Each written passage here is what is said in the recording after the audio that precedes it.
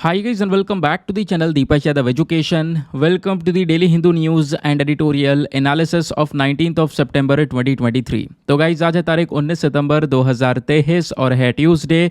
देखेंगे आज के द हिंदू कंप्लीट न्यूज़पेपर को एनालाइज करेंगे। बट लेक्चर में आगे बढ़ने से पहले अगर आप लोगों को इस लेक्चर का पीडीएफ चाहिए तो क्या करना है, सबसे पहले डाउनलोड करना है टेलीग्राम। वहाँ पे जाके सर्च बॉक्स में लिखना दीपक यादव एजुकेशन यूपीएससी, आपको ये टेलीग्राम चैनल मिलेगा। यहाँ से आप डेली बेसिस पे इस लेक्चर के पीडीएफ को डाउनलोड कर पाओगे। और अगर आप मेरे साथ में पर्सनली जुड़ना चाहते हो तो उसके लिए इंस्टाग्राम पे जाना है, वहाँ पे जाके फिर से लिखना है दीपक यादव एजुकेशन, मेरा प्रोफाइल मिलेगा जहाँ पे ऑलरेडी 13,000 से ज़्यादा लोग जुड़ चुके हैं। आप भी मेरे को वहाँ पे पर्सनली ज्वाइन कर सकते हो। नाउ दोस्तों, हम अपने लेक्चर को हमेशा की तरह एक मैप के क्वेश्चन के साथ में स्टार्ट करेंगे। आज आप सभी लोगों को मैप में जाकर देखना है सोमब्रेरो चैनल को कहाँ पर है ये एग्जैक्टली लोकेटेड, इसको अच्छे से मैप में देखना। देन उसके बाद आकर नीचे कमेंट सेक्शन में टाइप करना, जिससे कि आप लोग इसको लंबे समय तक याद रख पाओगे। साथ ही साथ एक क्वेश्चन सॉल्व करेंगे जो कि यूपीएससी प्रीवियस ईयर साल 2010 के प्रीलिम्स में पूछा गया था। डेली बेसिस पर हम लोग यहाँ पर एक प्रीवियस ईयर क्वेश्चन को भी सॉल्व करते हैं। क्वेश्चन हमारा इकोनॉमी से रिलेटेड है। क्या बोलता है आओ मैं आपको इसके बारे में समझाता हूँ। When the Reserve Bank of India announces an increase of cash reserve ratio, what does it mean? दोस्तों, आप लोगों ने इकोनॉमी के अंदर में CRR SLR तो पढ़ा होगा, नहीं पढ़ा है तो कोई बात नहीं, वीडियो के अंत में जब इस क्वेश्चन का सॉल्यूशन दूंगा तो मैं आपको वहाँ पे बता दूंगा। तो यहाँ पे बात ये की जाती है कि जो रिजर्व बैंक ऑफ इंडिया है, जब ये कैश रिजर्व रेशियो को बढ़ाता है तो इसका मतलब क्या होगा, ये आपने बताना है।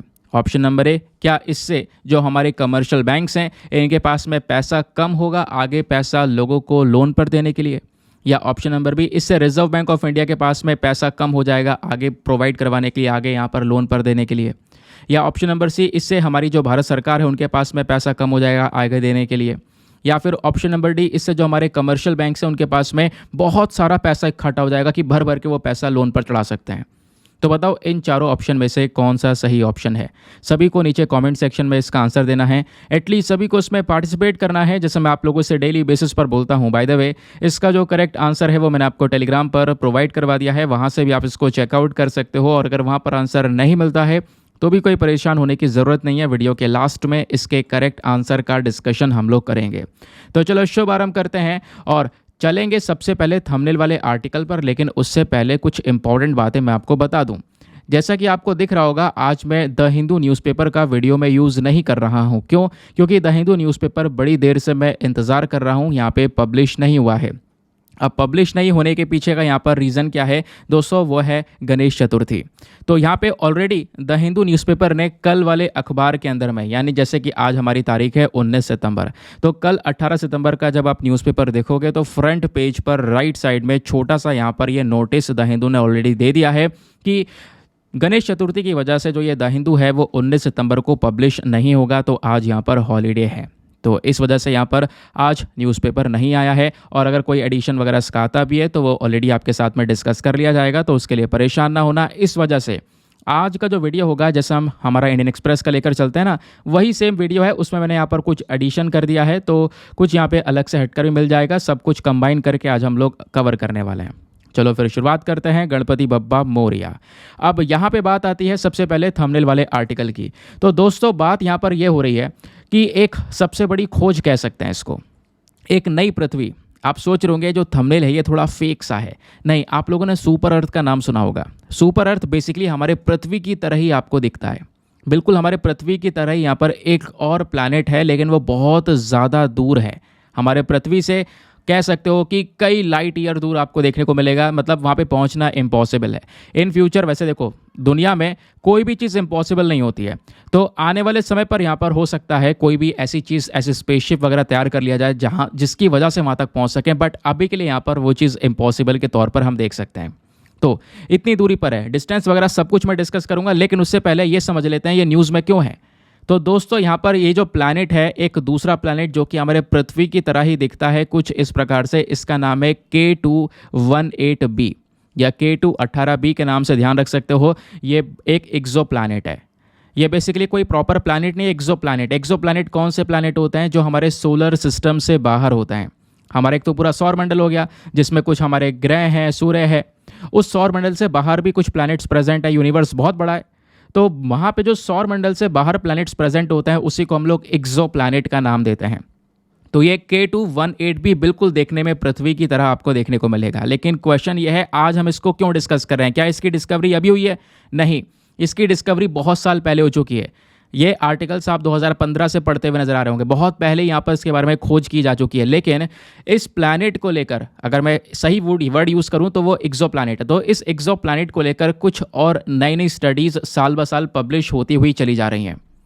तो उसी प्रकार की एक नई स्टडी आई है हाल ही में। नासा का जो जेम्स वेब स्पेस टेलीस्कोप है, इसने यहाँ पर एक और कुछ एविडेंस, कुछ सबूत ऐसे ढूंढ लिए हैं जो कि हमें एक कह सकते हो सजेशन दे रहे हैं, या फिर हमें वो दर्शा रहे हैं कि इस एक्सोप्लैनेट के ऊपर लाइफ हो सकती है, इस एक्सोप्लैनेट के ऊपर जीवन हो सकता है।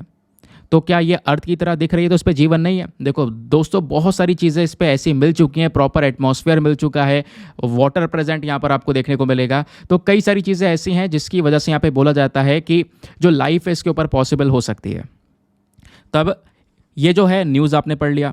उसी के बाद हम लोग यहाँ पे डिस्कस करेंगे एग्जाम पर्सपेक्टिव से कि आखिरकार ये K218 भी एक्सोप्लैनेट है क्या। बहुत ज़्यादा इंपॉर्टेंट पॉइंट है दोस्तों ये जो प्लैनेट एक्सोप्लैनेट, इसको डिस्कवर किया गया था 2015 में, और ये हमारे पृथ्वी से 120 लाइट ईयर्स दूरी पर है। बहुत ज़्यादा डिस्टेंस हो गया। एक लाइट ईयर को कवर करने के लिए हमें हज़ारों साल लग सकते हैं। तो आप इमेजिन करो, यहाँ तक पहुँचना आज के समय पर इम्पॉसिबल है, बट फ्यूचर में यहाँ पर हर चीज़ पॉसिबल हो सकती है। वो आगे की बात है, समझ गए? तो ये बात क्लियर हो गई। तो हमारा यहाँ पे ये जो पूरा प्लैनेट मिला है, जो नया एक्सो प्लैनेट है जिसका नाम K218 भी है, ये साइज़ में पृथ्वी से लगभग 8.6 टाइम्स बड़ा है। 8.6 times bigger than the earth है। और इस प्लैनेट को यहाँ पर हेसियान भी बोला जा रहा है। हेसियान क्यों बोला जा रहा है? क्योंकि यहाँ पर ये एक ऐसा प्लैनेट है जिसके अंदर में आपको हाइड्रोजन रिच एटमॉस्फेयर देखने को मिलेगा। जैसे अगर आप लोग अपना पृथ्वी का एटमॉस्फेयर देखोगे तो पृथ्वी बेसिकली कह सकते हो एक यूनिक प्लैनेट है, एक बहुत ही ज़्यादा अलग प्लैनेट है, एक बहुत ही ज़्यादा लकी प्लैनेट ही बोल सकते हो, ठीक है? क्योंकि वहाँ पर पूरा का पूरा हैबिटेबल एटमॉस्फेयर है। क्योंकि अगर आप लोग दोस्तों पृथ्वी का एटमॉस्फेयर देखोगे तो वहाँ पर आपको 78% नाइट्रोजन मिल जाएगा, हमारा 78% नाइट्रोजन के बाद में 21% के आसपास ऑक्सीजन मिल जाएगा, 0.9% आर्गन मिल जाएगा, 0.03% कार्बन डाइऑक्साइड मिल जाएगा। तो इस प्रकार से यहाँ पर कुछ और भी एलिमेंट्स हमें मिल जाते हैं बहुत थोड़े थोड़े मात्रा में। और इतना ही नहीं, जो पृथ्वी का एटमॉस्फेयर है उसमें वाटर वेपर भी प्रेजेंट है। यानी हमारे एटमॉस्फेयर में, हमारे वातावरण में नमी देखने को मिलती है। कोई ऊपर से पता लगा सकता है कि हाँ, यहाँ पर इस ग्रह पर बहुत सारा पानी प्रेजेंट है, बड़े बड़े ओशंस हैं। क्यों? क्योंकि हमारे एटमॉस्फेयर के अंदर ही वाटर वेपर हमको देखने को मिलता है। तो अर्थ का एटमॉस्फेयर वाकई में बहुत ही यूनिक है, बहुत ही अलग है। अर्थ बिल्कुल कह सकते हो एक स्पेशल प्लैनेट है हमारे सोलर सिस्टम के अंदर में।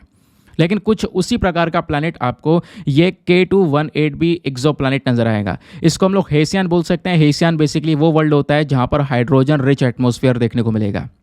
हाइड्रोजन बहुत ज़्यादा होगी और उसका जो सरफेस है वो ओशन वाटर से कवर होगा। तो बिल्कुल यहाँ पर वाटर भी हमको देखने को मिला है। दूसरी चीज़ दोस्तों, इस प्लैनेट की डिस्कवरी कब हुई है? तो डिस्कवरी ऑलरेडी मैं आपको बता चुका हूँ, 2015 में ही यहाँ पर इसको डिस्कवर कर लिया गया था। और ये डिस्कवरी किसने की है? तो ये जो टेलीस्कोप दोस्तों आपको स्क्रीन पर दिखाई दे रहा है, इस टेलीस्कोप का नाम है केपलर स्पेस टेलीस्कोप। इस टेलीस्कोप ने ये सारा काम करके दिखाया है।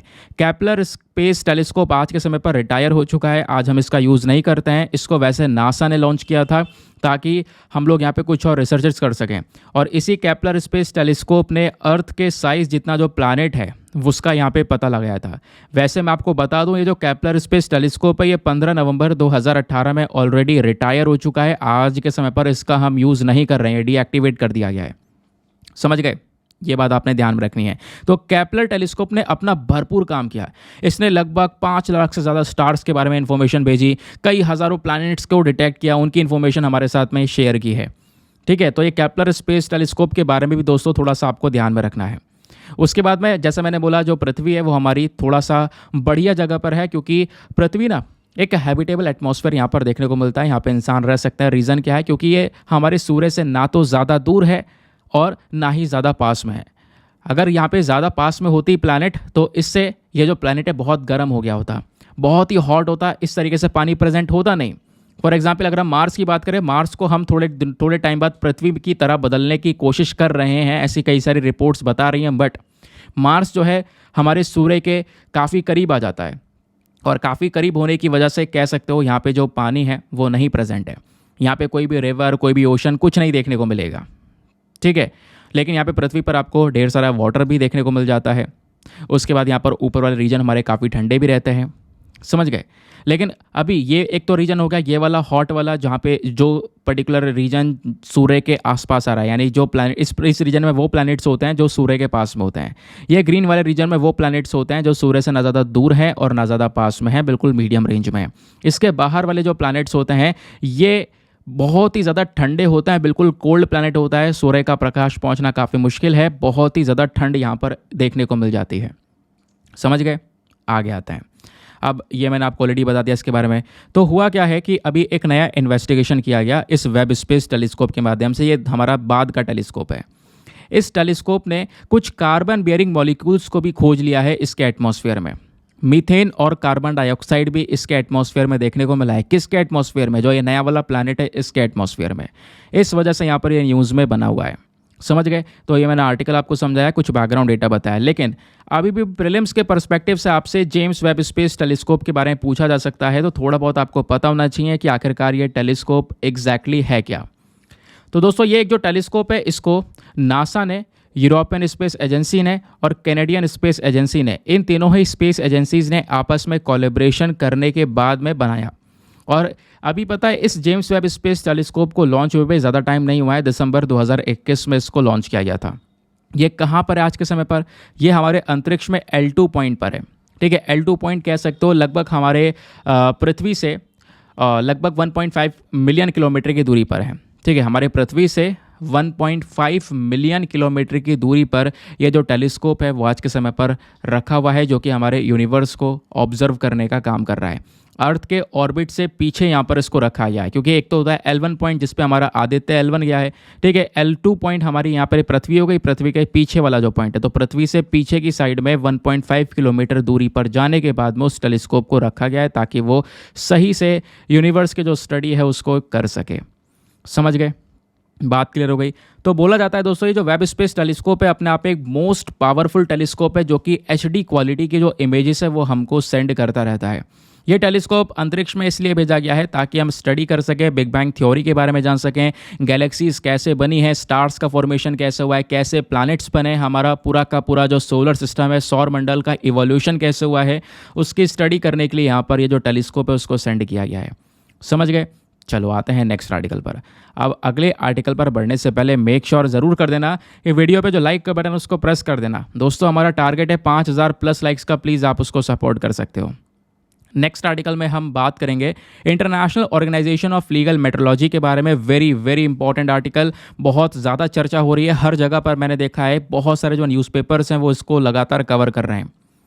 चलो एक एक करके यहाँ पे डिस्कस करेंगे आखिरकार न्यूज़ क्या निकल कर आ रही है। तो दोस्तों खबर ये निकल कर आ रही है हमारे पास में कि हाल ही में जो union ministry of consumer affairs secretary हैं, इन्होंने यहाँ पे ये बोला है कि जो भारत जो है वो एक OIML सर्टिफिकेट इशूइंग अथॉरिटी का मेंबर बन चुका है।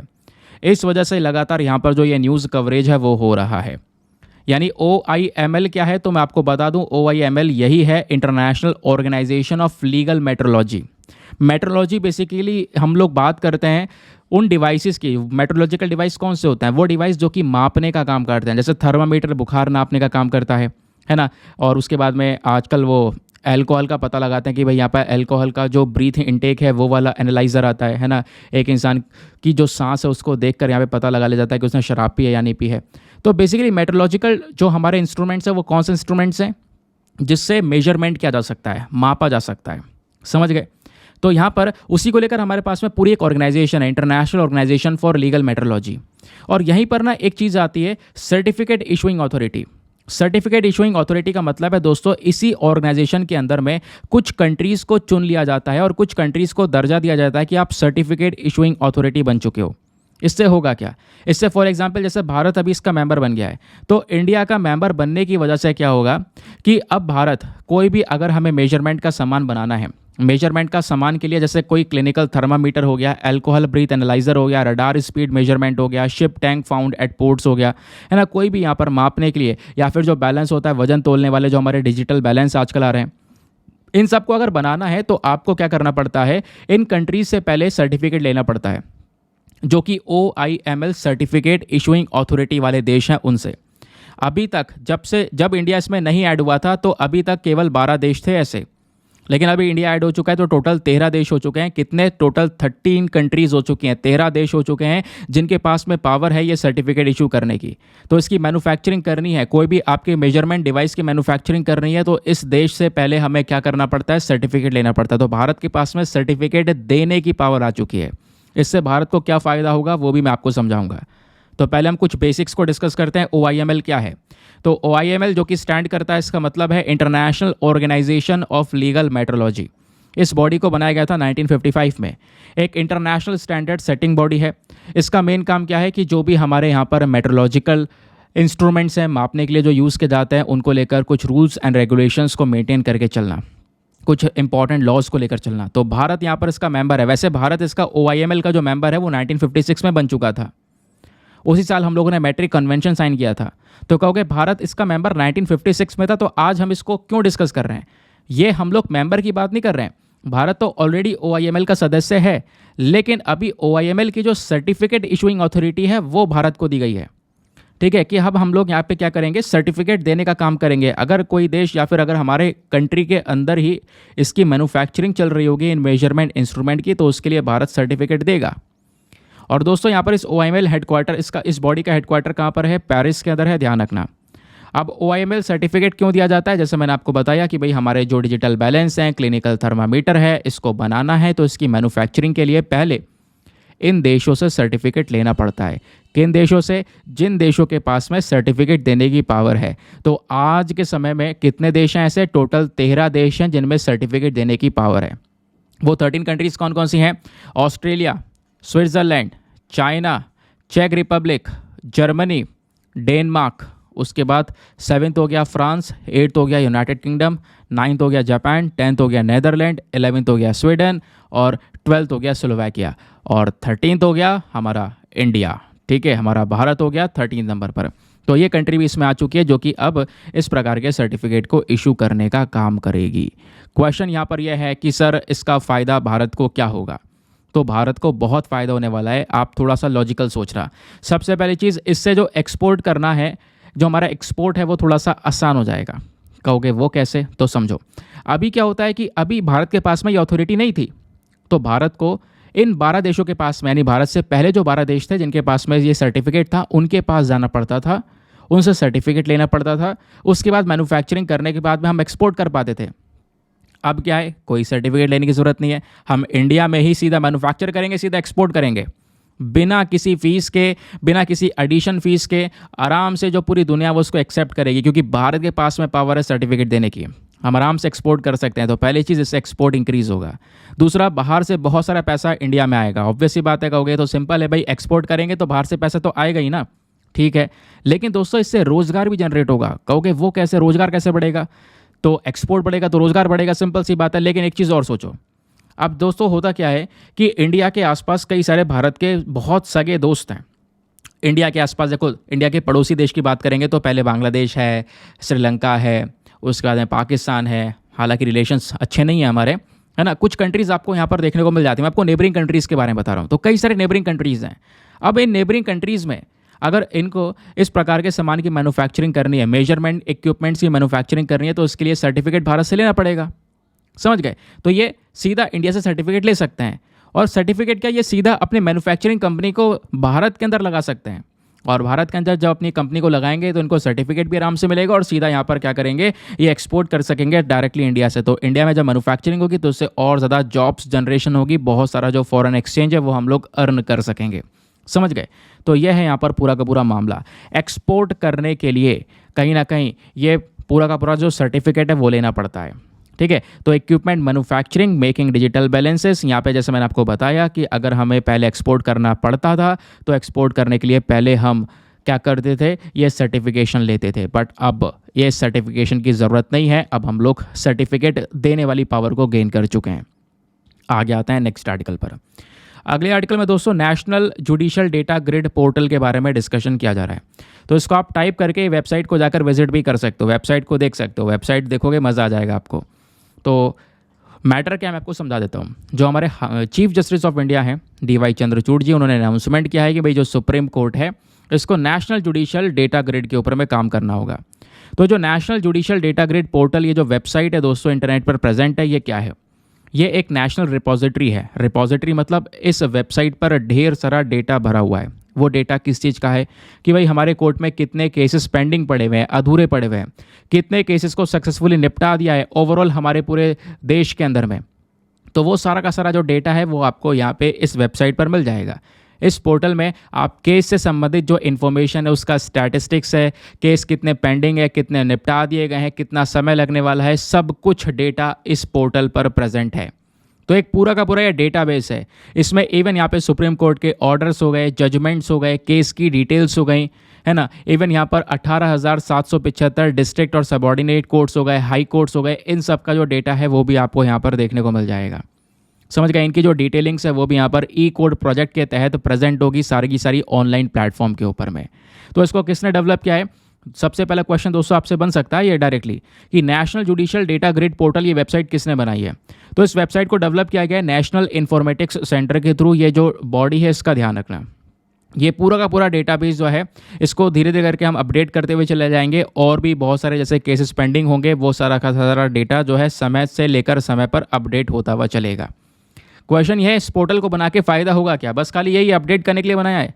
नहीं, ये जो पोर्टल है काम करेगा किस चीज़ को लेकर कि भाई कितने केसेस पेंडिंग है, अधूरे पड़े हैं, उनके ऊपर जल्दी जल्दी काम किया जाए, उनको तुरंत आइडेंटिफाई किया जाए, मैनेज किया जाए, और ये पेंडेंसी ऑफ केसेस को कम किया जाए। भाई कब तक ये केसेस पेंडिंग रहेंगे, उस प्रॉब्लम को टैकल करने के लिए यहाँ पर इसके ऊपर एक स्पेशल फोकस किया जा रहा है।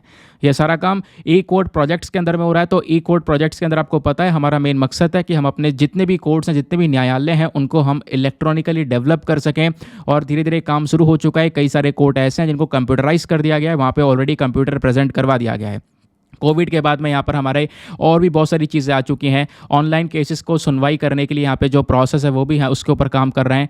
स्पेशली हमारा मेन मकसद है कि जो ये ई कोर्ट प्रोजेक्ट है इसको ऑल ओवर द इंडिया पर लेकर हम चलें, पूरे भारत के अंदर में यहाँ पर इसको इम्प्लीमेंट किया जा सके। जो ये जस्टिस है लोगों को टाइम पर, समय पर, जल्द से जल्द यहाँ पर मिल सके, लोगों को कोई परेशानी ना हो, बार बार कोर्ट के चक्कर ना काटने पड़े, सारा काम इंटरनेट से हो सके, ऑनलाइन हो सके। बेसिकली ये हमारा मेन पर्पज़ है।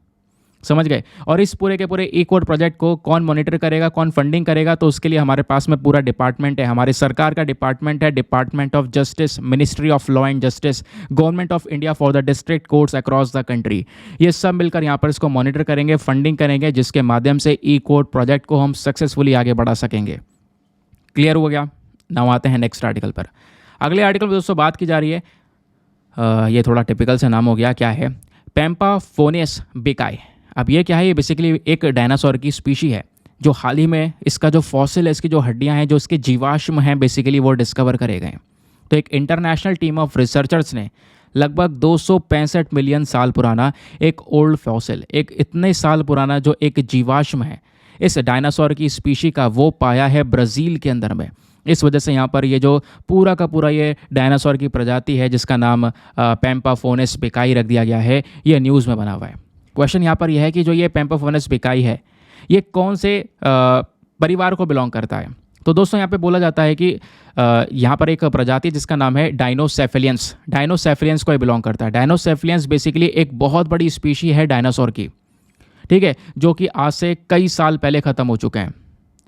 उसके बाद मैं आपको बता दूं, जो डायनासोर का एक्सटिंक्शन हुआ था उसी दौरान यहाँ पर कह सकते हो ये रहा करते थे।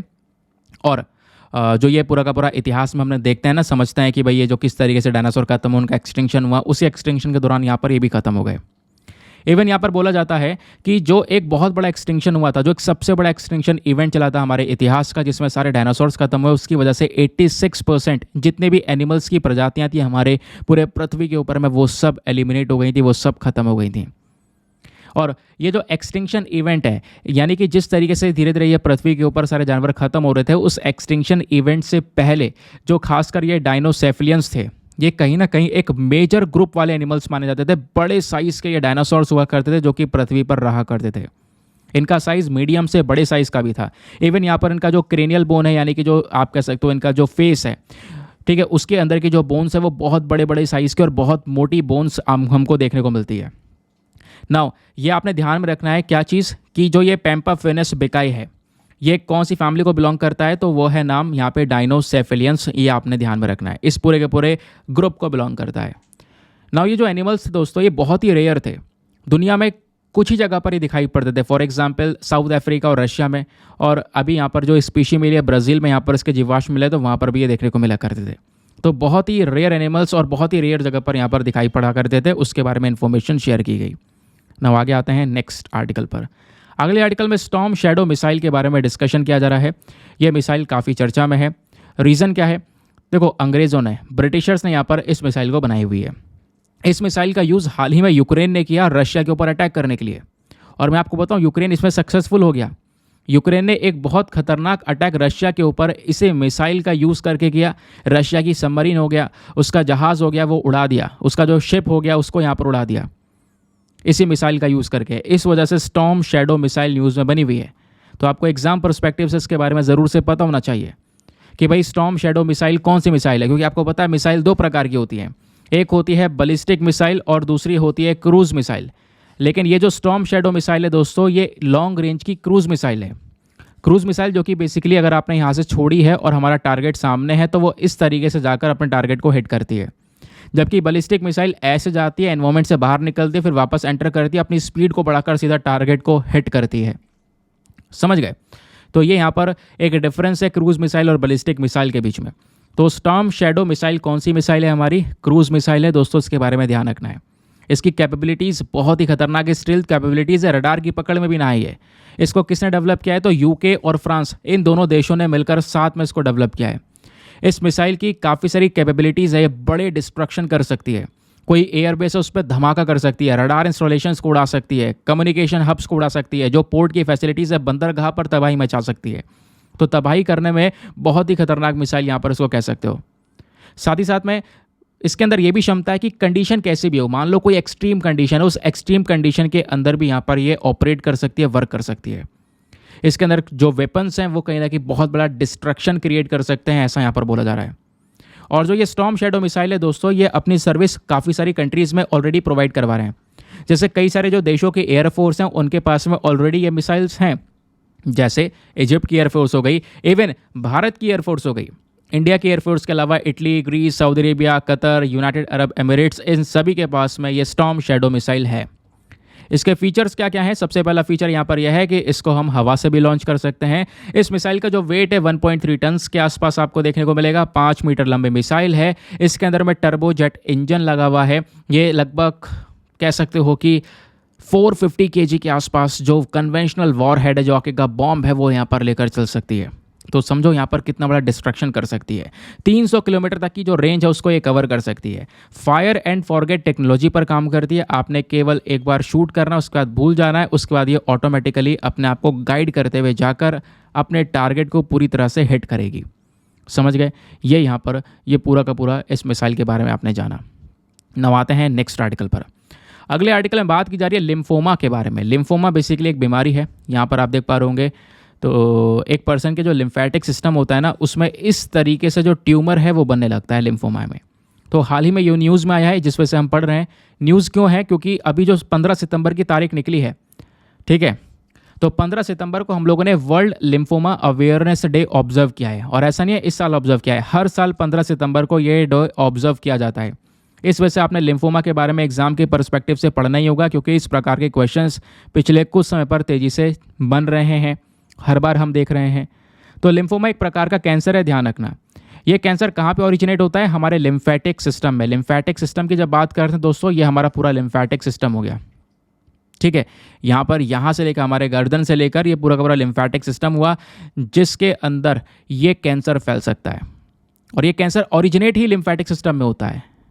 और कहीं ना कहीं लिम्फेटिक सिस्टम हमारे बॉडी इम्यून सिस्टम का बहुत हिस्सा है, बहुत इंपॉर्टेंट हिस्सा है। अब दोस्तों ये जो लिम्फेटिक सिस्टम है ना, इस लिम्फेटिक सिस्टम में हमारे लिम्फ नोड्स आते हैं, लिम्फेटिक वेसल्स आते हैं, स्प्लीन, टॉन्सिल्स, बोन मैरो, सभी चीज़ें इसमें इंक्लूड हो जाती हैं। नाउ यहीं पर एक बीमारी जिसका नाम है लिम्फोमस। लिम्फोमस बेसिकली एक एबनॉर्मल ग्रोथ होती है, जो ग्रोथ नहीं होनी चाहिए थी वो वाली ग्रोथ हमको देखने को मिलती है। इसमें क्या होता है बेसिकली, जो ये लिम्फोमस है, यहाँ पर आप देख पाओगे एक एबनॉर्मल ग्रोथ किस चीज़ की होती है? लिम्फोसाइट्स की। लिम्फोसाइट की एक एबनॉर्मल ग्रोथ होती है। लिम्फोसाइट क्या है? तो लिम्फोसाइट एक प्रकार का वाइट ब्लड सेल्स हैं। आपको पता है ना, ब्लड दो प्रकार के, एक है आरबीसीज रेड ब्लड सेल और दूसरा है डब्ल्यूबीसीज वाइट ब्लड सेल। तो जो लिम्फोसाइट है ये एक प्रकार का वाइट ब्लड सेल है, लेकिन इसकी एबनॉर्मल ग्रोथ होने लगती है। ये बिल्कुल इसको ग्रो नहीं करना चाहिए, लेकिन ये बहुत तेज़ी से ग्रो करने लगता है, और ये जब बढ़ता रहता है तो इससे ट्यूमर बन जाता है हमारे बॉडी में अलग अलग हिस्सों में, और वही ट्यूमर कैंसर में तब्दील हो जाता है। इसी वजह से इसको हम लोग ब्लड कैंसर के नाम से भी बोलते हैं, क्योंकि ये जो कंडीशन है ये हमारे वाइट ब्लड सेल से स्टार्ट होती है, लिम्फोसाइट से, और लिम्फोसाइट फैलता रहेगा। यहाँ पर आप कह सकते हो कि बहुत ज़्यादा ग्रोथ हो जाएगी, एबनॉर्मल ग्रोथ हो जाएगी, जितनी ग्रोथ नहीं होनी चाहिए थी, जिसकी वजह से प्रॉब्लम्स होने लगती है। नाउ ये जो लिम्फोफोमा से एग्रेसिव हो सकता है, कभी कभी बहुत तेज़ी से ग्रो कर सकता है और कभी कभी बहुत स्लोली ग्रो कर सकता है। ये यहाँ पर डिपेंड करता है कि वो किस कंडीशन में है। प्लस ये बीमारी यहाँ पर आराम से स्प्रेड हो सकती है हमारे बॉडी के अंदर में, आपने ध्यान में रखना है। वैसे फुल बॉडी पार्ट में नहीं होती है, केवल लिम्फेटिक सिस्टम को ये बुरी तरह से अफेक्ट करती है। समझ गए? अब ये प्रॉब्लम इतनी खतरनाक है कि इम्यून सिस्टम भी इससे ना लड़ पाए। और दोस्तों लिम्फोमा के दो मेन प्रकार होते हैं, एक होता है HL और दूसरा होता है NHL। HL का मतलब है हॉटकिन लिम्फोमा। ये थोड़ा रेयर टाइप का, ये बहुत मुश्किल से किसी इंसान को होता है, और होता है तो कहीं ना कहीं उसकी जान ले लेगा।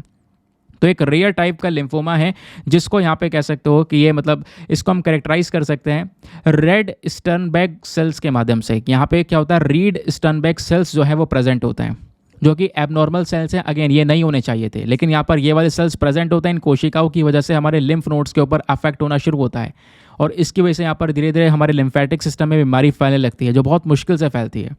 जबकि NHL वाली जो यहाँ पर ये जो दूसरा प्रकार है लिम्फोमा का, ये कॉमन है। ज़्यादातर लोगों में यहाँ पर ये NHL ही नज़र आता है। NHL कह सकते हो मोर कॉमन है, और बहुत ज़्यादा लोगों में यहाँ पर नज़र आता है। ये कहीं ना कहीं ओरिजिनेट हो जाता है हमारे अलग अलग लिम्फेटिक टिश्यूज़ के अंदर में। जैसे ऊपर वाला HL है ना, ये HL की तरह नहीं है। ये NHL जो है, इसमें कोई भी रीड स्टर्नबर्ग सेल्स का कोई इन्वॉल्वमेंट नहीं है, ठीक है, ये आपने ध्यान में रखना है। लेकिन कहीं ना कहीं यहाँ पर जो NHL है वो ज़्यादा लोगों में फैलता हुआ नज़र आता है। अब क्वेश्चन यहाँ पर है, किसी को लिम्फोमा हो जाए तो इसका इम्पैक्ट क्या हो सकता है, इसका जो इसका जो सिम्टम्स हैं, इसके जो यहाँ पर लक्षण है वो क्या हो सकते हैं। पहला यहाँ पर पेनलेस स्वेलिंग, कुछ यहाँ पे सूजन हो जाएगी जगह जगह पर बॉडी पर। हमारे गर्दन में सूजन हो जाएगी, मैंने आपको वो दिखाया था फोटो एक। हमारे आर्म पिट्स में सूजन हो जाएगी, और सूजन होने के बाद में वो दर्द नहीं करेगी, लेकिन वो ट्यूमर बन चुका है, वो कैंसर बन चुका है बॉडी में। लगातार थकान होने लगेगी, बुखार आने लगेगा, रात में पसीना निकलेगा, ठीक है। आप जो सांस ले रहे हो लंबी सांस ले ही नहीं पाओगे, हमेशा आपकी छोटी सांस चल रही होगी। वेट लॉस हो रहा होगा, पता नहीं क्यों, रीज़न नहीं पता, खा रहे हो लेकिन फिर भी वेट लॉस हो रहा है। पूरे शरीर के ऊपर में खुजली होने लगेगी, जो स्किन है उसको खुजलाने का मन करेगा। ये सारे के सारे लक्षण होते हैं लिम्फोमा के अंदर में। अब यहाँ पर दोस्तों लिम्फोमा फैलता कैसे, इसके पीछे का कारण क्या, तो कारण अभी भी पूरी तरह से अंडरस्टैंड नहीं किया गया है। इसके बारे में अभी भी सारी इन्फॉर्मेशन हमको नहीं पता चली है। ये कहीं ना कहीं हमारे लिए एक बहुत बड़ी प्रॉब्लम वाली बात भी आपको देखने को मिल जाएगा।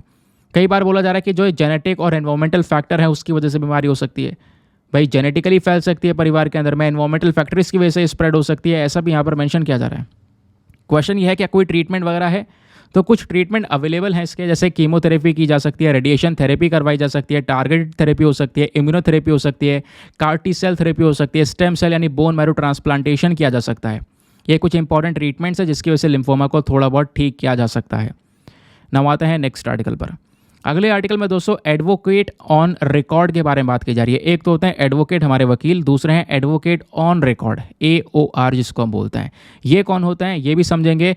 ये न्यूज़ में है, न्यूज़ में इसलिए क्योंकि हाल ही में सुप्रीम कोर्ट की जो बेंच है इन्होंने 2000 रुपये का फाइन लगाया है एडवोकेट ऑन रिकॉर्ड के ऊपर, क्योंकि इन्होंने यहाँ पर एक जूनियर से पर्सन को भेज दिया कोर्ट के पास में, ठीक है, कोर्ट की बेंच के पास में, और बिना किसी पेपर के भेजा।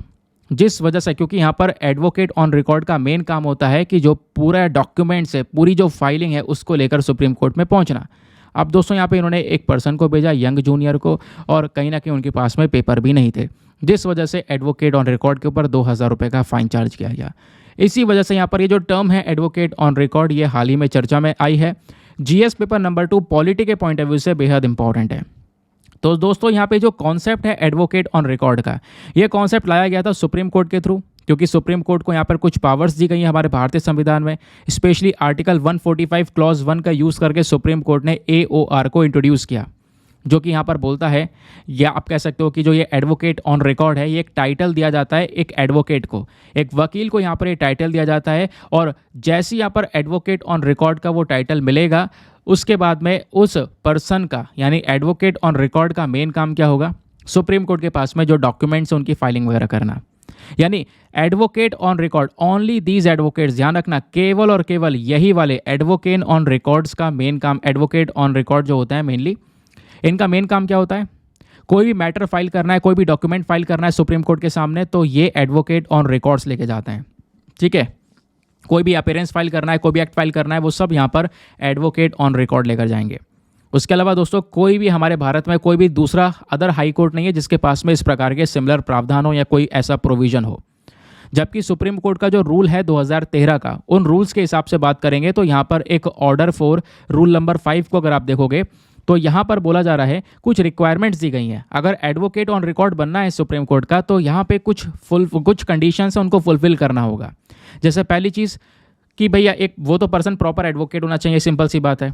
ठीक है, और वो जो एडवोकेट है उसको किसी भी स्टेट बार काउंसिल के साथ में अपने आप को एनरोल करवाना पड़ेगा, अपने आप को स्टेट बार काउंसिल के साथ में एनरोल करवाना होगा। दूसरी चीज़, जो एडवोकेट है उसके पास में लगभग कह सकते हो पिछले 4 साल का, कम से कम 4 साल का एक्सपीरियंस होना चाहिए वकालत का।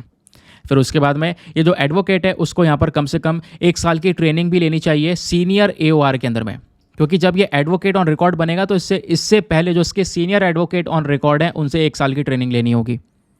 प्लस ये जो एडवोकेट है ये कहीं ना कहीं इसको पहले सुप्रीम कोर्ट का जो एक एग्जामिनेशन कंडक्ट करवाया जाता है AOR का, तो वो एग्ज़ाम भी यहाँ पर इसको देना पड़ेगा, उसमें पास होना पड़ेगा, उसके बाद जाके एडवोकेट ऑन रिकॉर्ड का पद मिलेगा। प्लस इस एडवोकेट को ज़रूरी है कि इसका एक ऑफिस भी हो दिल्ली के अंदर में, सुप्रीम कोर्ट के लगभग 10 माइल के आसपास वाले रीजन में, ताकि जो कॉन्टैक्ट है वो यहाँ पर इस एडवोकेट ऑन रिकॉर्ड के साथ में बना रहे। क्लियर हो गया? ठीक है, अगर ये चीज़ें फुलफिल हो पाती हैं तो इससे यहाँ पर कहीं ना कहीं सुप्रीम कोर्ट के माध्यम से एक पर्सन को एडवोकेट ऑन रिकॉर्ड बनाया जा सकता है। और जैसे ही एक पर्सन रजिस्टर्ड हो जाएगा तो उसको एक यूनिक आइडेंटिफिकेशन नंबर दिया जाएगा। ठीक है, उसका वो जो नंबर है, वो जो उसकी आईडी है, वो हर एक डॉक्यूमेंट्स में यूज़ की जाएगी जब जब कोई डॉक्यूमेंट सुप्रीम कोर्ट में फाइल किया जाएगा तब। क्लियर हो गया? अब क्वेश्चन यहाँ पर यह आता है, whether an advocate is allowed to assist in a matter held before the Supreme Court. क्या ये जो एडवोकेट है इनको अलाउ किया जाता है कि वो असिस्ट कर सके, किसी मैटर में अपनी कुछ राय दे सकें? बिल्कुल, इनको अलाउ किया गया है। ठीक है, तो ये यहाँ पर आर्ग्यू कर सकते हैं, प्ली भी कर सकते हैं, ये आपने यहाँ पर ध्यान रखना है इसके बेसिस पर। समझ गए? तो यहाँ पर इनको अलाउ किया गया है, तो एक एडवोकेट वहाँ पे इनको अलाउ किया गया कि असिस्ट कर सकते हैं, ब्रीफ कर सकते हैं, सारे डॉक्यूमेंट्स को कलेक्ट कर सकते हैं और उसके ड्राफ्टिंग में भी यहाँ पर मदद करने का काम कर सकते हैं। now आगे आते हैं नेक्स्ट आर्टिकल पर। दोस्तों अगले आर्टिकल में सर एम विश्वेश्वरैया जी के बारे में बात की जा रही है। तो विश्वेश्वरैया बहुत इंपॉर्टेंट पर्सन है जो कि पिछले कुछ समय पर न्यूज़ में बने हुए हैं। न्यूज़ में इसलिए बने हुए हैं क्योंकि यहाँ पे आपको पता होगा हर साल 15 सितंबर को हम लोग इंजीनियर डे भी सेलिब्रेट करते हैं। तो इंजीनियर डे जो सेलिब्रेट किया जाता है उसके तौर पर हम अपने जो भारत रत्न अवॉर्डी हैं सर मोक्षगुंडम विश्वेश्वरैया, इनका ये पूरा नाम है, तो इनका कंट्रीब्यूशन जो है, इनका जो कंट्रीब्यूशन है, खासकर आप कह सकते हो इनका योगदान हमारे इंडिया के लिए कितना ज़्यादा है, उसको याद करते हैं, उसको सम्मान करने के लिए हम लोग यहाँ पर इंजीनियर डे का सेलिब्रेशन करते हैं हर साल 15 सितंबर को। इस वजह से यहाँ पर ये न्यूज़ में है। इनका जन्म होता है 15 सितंबर 1861 में, इसी वजह से यहाँ पर इनको सम्मानित किया जाता है हर साल। तो ये सर एम विश्वेश्वरैया जी कौन थे और इनके बारे में बात करेंगे। इनका जन्म होता है जैसे मैंने आपको बताया 1861 में। ठीक है, इसी दिन यानी 15 सितंबर को इनका जन्म होता है। अब दोस्तों यहाँ पर ये एक ऐसे पर्सन है जो इंजीनियर भी थे, स्टेटमैन भी थे, स्कॉलर भी थे, और इनको यहाँ पे दीवान ऑफ मैसूर की पोजीशन दी गई थी 1912 से लेकर 1918 तक। साथ ही साथ में ये जो हमारा जो मॉडर्न मैसूर है उसके फादर भी माने जाते हैं, फादर ऑफ मॉडर्न मैसूर भी यहाँ पर इनको बोला जाता है, क्योंकि इनका जो कंट्रीब्यूशन है समाज में बहुत ज़्यादा है। बर्थ की बात करेंगे तो ऑलरेडी बता चुका हूँ, 15 सितंबर 1861 कर्नाटका में इनका जन्म होता है। एजुकेशन की बात करूंगा तो उन्होंने अपना जो BA है बैचलर ऑफ आर्ट्स, ये पूरा किया यूनिवर्सिटी ऑफ मद्रास से। फिर उसके बाद इन्होंने सिविल इंजीनियरिंग की कॉलेज ऑफ साइंस इन पुणे से। फिर कंट्रीब्यूशन की बात करेंगे तो एक चीफ इंजीनियर बने। ठीक है, एक कह सकते हो यहाँ पर एक चीफ इंजीनियर बने जिनको काम दिया गया था मैसूर के अंदर में जो कृष्णा राज सागर डैम है, बहुत इंपॉर्टेंट डैम है, काफ़ी चर्चा होती है इसकी। तो कृष्णा राज सागर डैम का कंस्ट्रक्शन की जो जिम्मेदारी है वो इनके ऊपर आई। इन्होंने कंस्ट्रक्शन सक्सेसफुली फुलफिल किया। उसके साथ साथ इन्होंने कई सारी और भी चीज़ें डिज़ाइन की, जैसे यहाँ पर आप देख पाओगे जो वाटर फ्लड गेट है, पेटेंटेड वाटर फ्लड गेट है 1903 का, उसको यहाँ पर उन्होंने डिज़ाइन किया है। और साथ ही साथ में ये जो वाटर गेट है इसको सबसे पहले इंस्टॉल किया गया था कहाँ पर, खदकवासला रिजर्वायर में, जो कि स्पेशली पुणे के अंदर है, वहाँ पर वाटर गेट बनाया गया। तो मतलब काफ़ी सारा इनका जो कंट्रीब्यूशन है स्पेशली कंस्ट्रक्शन के सेक्टर में वो भी हमको देखने को मिलेगा।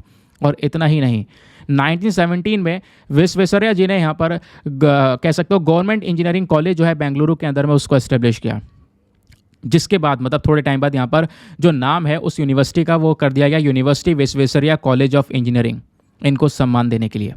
प्लस एक बहुत इंपॉर्टेंट पर्सन थे जिन्होंने इकोनॉमिक प्लानिंग में भी हेल्प की है इंडिया की। अवार्ड्स की बात करेंगे तो 1955 में गवर्नमेंट ऑफ इंडिया ने इनको एक हाईएस्ट सिविलियन ऑनर से कह सकते हो जिसको हम लोग बोलते हैं भारत रत्न अवार्ड, भारत रत्न अवार्ड से यहाँ पर इनको सम्मानित किया गया था, क्योंकि इनका contribution social projects, economic perspective, इस तरीके से कई सारे और भी सेक्टर्स में इनका कंट्रीब्यूशन रहा, जिस वजह से यहाँ पर इस अवार्ड से इनको सम्मानित किया गया। समझ गए? नाउ अब आते हैं हम लोग अपने डिस्कशन के ऊपर में। अब ये डिस्कशन क्या करना है हमें, अपने प्रीलिम्स रैपिड फायर के क्वेश्चंस को। तो दोस्तों अगर आप लोगों ने बहुत अच्छे से फुल्ली कंसंट्रेटेड होकर अगर पूरे लेक्चर को आपने सुना है तो आप बहुत आराम से यहाँ पर इन क्वेश्चंस को सॉल्व कर पाओगे।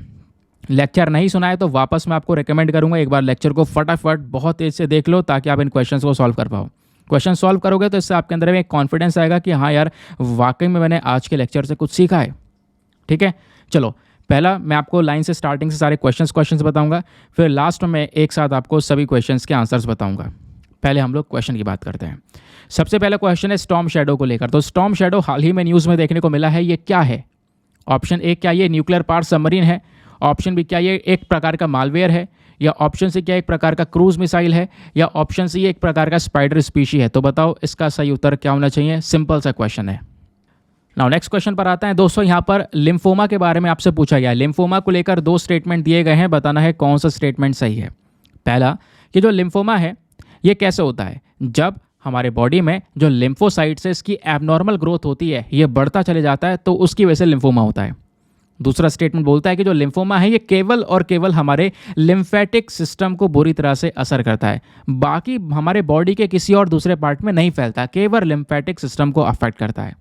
तो बताओ दोनों स्टेटमेंट में से कौन सा स्टेटमेंट सही है। Option A 1 only, B 2 only, C दोनों सही हैं, या डी दोनों के दोनों गलत हैं।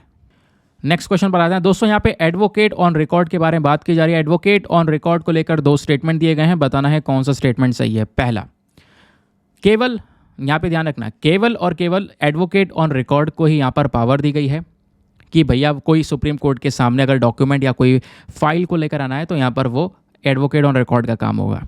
दूसरा स्टेटमेंट बोलता है कि जो एक एडवोकेट होते हैं, एक एडवोकेट यहाँ पर आर्ग्यू कर सकते हैं, एक केस को लेकर प्लीड कर सकते हैं एडवोकेट ऑन रिकॉर्ड के इंस्ट्रक्शंस के ऊपर, यानी कि एडवोकेट ऑन रिकॉर्ड है, ये इंस्ट्रक्शन दे सकता है एक एडवोकेट को ये काम करने के लिए, तो उसके बेसिस पर एडवोकेट काम भी कर सकते हैं। तो बताओ दोनों स्टेटमेंट में से कौन सा स्टेटमेंट सही है। वैसे मैं आपको तो दूसरा स्टेटमेंट मैंने आपको पढ़ाया नहीं है, बट छोटी सी झलक मैंने आपको दिखाई थी, तो दूसरा वाला स्टेटमेंट सही है, बाकी पहला वाला सही है या नहीं है आप अपने हिसाब से इसको डिसाइड करना। बताओ कौन सा सही उत्तर है। Option number A 1 only, B 2 only, C दोनों सही हैं, या फिर डी दोनों के दोनों स्टेटमेंट्स गलत हैं। ना दोस्तों नेक्स्ट क्वेश्चन में आपसे पूछा गया है पैम्पोफोनेस बिकाई एक फॉसिल है जो कि हाल ही में ये न्यूज़ में देखने को मिला है, ये कौन सी प्रजाति को बिलोंग करता है आपने बताना है। ऑप्शन है डायनोसेफिलियन को बिलोंग करता है, या बायोमोरोशियस को बिलोंग करता है, या पेलिकोसोर को बिलोंग करता है, या साइनोफोनेस को बिलोंग करता है। तो बताओ यहाँ पर इन चारों में से सही उत्तर एग्जैक्टली क्या है। अब आते हैं नेक्स्ट क्वेश्चन पर दोस्तों। यहाँ पे आपसे पूछा गया national judicial data grid portal को लेकर। तो इस वेबसाइट को लेकर 2 स्टेटमेंट दी गई हैं, बताना है इनमें से कौन सा स्टेटमेंट सही है। पहला statement, national judicial data grid portal एक प्रकार का नेशनल रिपोजिटरी है जिसमें ढेर सारे केसेस, पेंडिंग केसेस, कितने रिजॉल्व कर दिए गए, वो सारा का सारा डेटा प्रेजेंट होगा। दूसरा स्टेटमेंट, इस वेबसाइट को किसने डेवलप किया है, नेशनल इन्फॉर्मेटिक्स सेंटर ने। तो बताओ दोनों स्टेटमेंट में से कौन सा स्टेटमेंट सही है। Option number A 1 only, B 2 only, C दोनों सही हैं, या डी दोनों के दोनों गलत हैं। फिर दोस्तों आपसे अगला क्वेश्चन पूछा गया है International Organization of Legal Metrology को लेकर। डिटेल्स आपको पढ़ा है, याद होगा। इसको लेकर 2 स्टेटमेंट दिए गए हैं, बताना इनमें से कौन सा स्टेटमेंट सही है। पहला, ये जो बॉडी है ये एक इंटरनेशनल स्टैंडर्ड सेटिंग बॉडी है फॉर मेट्रोलॉजी। दूसरा स्टेटमेंट बोलता है कि इंडिया एक लौता देश है, इंडिया एक लौती कंट्री है जिसको OIML के अंदर में सर्टिफिकेट इशू करने की पावर दी गई है फ्रॉम एशिया। एशिया से एक लौता देश है भारत। तो बताओ यहाँ पर दोनों स्टेटमेंट में से कौन सा स्टेटमेंट सही है। Option number A 1 only, B 2 only, C दोनों सही हैं, डी दोनों के दोनों गलत हैं। नाउ नेक्स्ट क्वेश्चन पर आएंगे दोस्तों। यहाँ पे आपसे पूछा जाता है which of the following best describes K218b। कहा जा रहा है कि K218b हाल ही में न्यूज़ में था, ये क्या है। ऑप्शन नंबर ए, क्या ये एक प्रकार का एक्सोप्लैनेट है, क्या ये कोविड-19 का नया वेरिएंट है, क्या ये एक नया एस्टेरॉइड है, या फिर क्या कह सकते हो ये एक चंद्रयान 3 का पेलोड है। तो बताओ इसका सही उत्तर क्या होना चाहिए। अगेन एक सिंपल क्वेश्चन। तो दोस्तों ये थे हमारे सारे के सारे क्वेश्चंस। आई होप आप लोगों ने मैक्सिमम क्वेश्चंस को बिल्कुल सही सही अटेम्प्ट किया होगा। नहीं किया है तो वेट करो, मैं आपको एक एक करके सभी क्वेश्चंस के आंसर्स बताने वाला हूँ, ठीक है। तो दोस्तों प्लीज़ ध्यान से सुनना और अपना जो स्कोर वगैरह है वो नीचे कमेंट सेक्शन में लिखकर ज़रूर जाना। लास्ट वाले क्वेश्चन से आंसर को देखना स्टार्ट करेंगे। सबसे पहला ये क्वेश्चन था कि भाई K2-18b हाल ही में न्यूज़ में, तो ये क्या है, एक प्रकार का एक्सोप्लैनेट क्या होता है, जो हमारे सोलर सिस्टम से बाहर की साइड में जो प्लैनेट प्रेजेंट होते हैं वो एक्सोप्लैनेट कहलाते हैं। फिर आपसे पूछा गया लीगल मेट्रोलॉजी ऑर्गेनाइजेशन को लेकर दो स्टेटमेंट बताओ, दोनों में से कौन सा सही है। तो केवल पहला वाला सही है, क्योंकि यहाँ पर मेट्रोलॉजी को लेकर काम करता है, जो हमारे मेजरिंग इंस्ट्रूमेंट्स होते हैं स्पेशली उसकी बात कर रहे हैं। दूसरा वाला गलत है। क्यों? क्योंकि सर्टिफिकेट इशूइंग अथॉरिटी जो है वो एशिया से आने वाला, केवल भारत के पास में ये वाली पावर नहीं है, भारत के साथ साथ जापान भी है दोस्तों, जापान के बाद चाइना भी है इसमें, क्योंकि मैंने आपको बताया टोटल 13 कंट्रीज है, तो एशिया की कई सारे देश है इसमें, केवल इंडिया ही नहीं है। तो इस वजह से सेकंड स्टेटमेंट गलत है, केवल पहला स्टेटमेंट सही है। फिर आपसे नेक्स्ट क्वेश्चन में पूछा गया था national judicial data grid portal को लेकर, दो स्टेटमेंट है, दोनों के दोनों स्टेटमेंट सही है, इसमें कुछ एक्सप्लेन करने वाली बात है नहीं। फिर आपसे पूछा गया यहाँ पर पैम्पाफोइनस बिकाई एक फॉसिल हाल ही में पाया गया है, ये कौन सी स्पीशी को बिलोंग करता है, तो मैंने आपको बहुत डिटेल से पढ़ाया था, डायनोसेफेलिन इस स्पीशी से यहाँ पर ये बिलोंग करता है। फिर आपसे पूछा गया था एडवोकेट ऑन रिकॉर्ड को लेकर, तो यहाँ पर दोनों के दोनों स्टेटमेंट सही हैं। अगेन यहाँ पे तो मैंने आपको इसका आंसर बता ही दिया था, कोई ज़्यादा एक्सप्लेनेशन की आवश्यकता है नहीं। फिर आपसे पूछा गया था लिम्फोमा को लेकर, लिम्फोमा तो लिम्फोमा को लेकर दो स्टेटमेंट है, बताओ दोनों को में से कौन सा सही है। तो पहला वाला तो सही है, दूसरा वाला गलत है, ठीक है। पहला वाला सही है, दूसरा वाला यहाँ पर आपको रॉन्ग देखने को मिलेगा, तो इस वजह से यहाँ पर हमारा जो आंसर है दूसरा वाला यहाँ पर क्या बोलता है कि बस ये केवल और केवल लिम्फेटिक सिस्टम तक सीमित हो जाता है, बाकी हमारे बॉडी पार्ट्स में नहीं फैलता, तो धीरे धीरे करके कुछ और बॉडी पार्ट्स में यहाँ पर ये फैलने लगता है। समझ गए? मैंने जैसे बोला था बॉडी में जो ट्यूमर्स है वो यहाँ पर बनने लगते हैं। तो option number 1 only is the correct answer, ठीक है। तो दोस्तों यहाँ पर ये हो गई बात, ठीक है। तो आई होप आप लोगों ने यहाँ पर इस क्वेश्चन को बिल्कुल सही से अटेम्प्ट किया होगा। नेक्स्ट फिर उसके बाद यहाँ पे बात की जा रही थी स्टॉर्म शैडो हाल ही में न्यूज़ में देखने को मिला है, ये क्या है। तो इसका सही उत्तर है ऑप्शन नंबर सी, ये एक प्रकार का क्रूज मिसाइल है। आपको बताया भी था क्रूज मिसाइल और बैलिस्टिक मिसाइल क्या होती है, इनके बीच के डिफरेंसेस क्या होते हैं। फिर आपसे एक क्वेश्चन जो हमारा प्रीलिम्स वाला क्वेश्चन है, उसका आंसर मैं आपको बता देता हूँ। क्वेश्चन था जब reserve bank of India cash reserve ratio को बढ़ाएगा तो उसका मतलब क्या है। इसका मतलब यह है कि जो कमर्शियल बैंक्स हैं उनके पास में कम पैसा होगा आगे पैसा लोन पर उठाने के लिए। क्यों? क्योंकि इन कमर्शियल बैंक से पैसा खींच रहा है रिजर्व बैंक ऑफ इंडिया अपने साइड में, ठीक है। उसी को हम लोग CRR मेंशन करते हैं। कई मैं आपको डिटेल से पढ़ाऊंगा, अभी एक दिन में एक आर्टिकल आने वाला है। आर्टिकल आने वाला क्या, मैं आपको एक डिटेल से एक्सप्लेनेशन दूंगा जहाँ पर CRR SLR सभी के बारे में बहुत डिटेल से इन्फॉर्मेशन मिलेगी, क्योंकि ICRR न्यूज़ में, तो ICRR भी मुझे आपको समझाना है इंक्रीमेंटल कैश रिजर्व रेशियो क्या है, तो सारे एक्सपेक्ट क्लियर करेंगे, तो डोंट वरी। अभी के लिए यहाँ पर हम अपने इस लेक्चर को करते हैं समाप्त और मिलते हैं आप लोगों से अगले वीडियो में। आज के लिए bye bye, have a nice day, thank you and Jai Hind.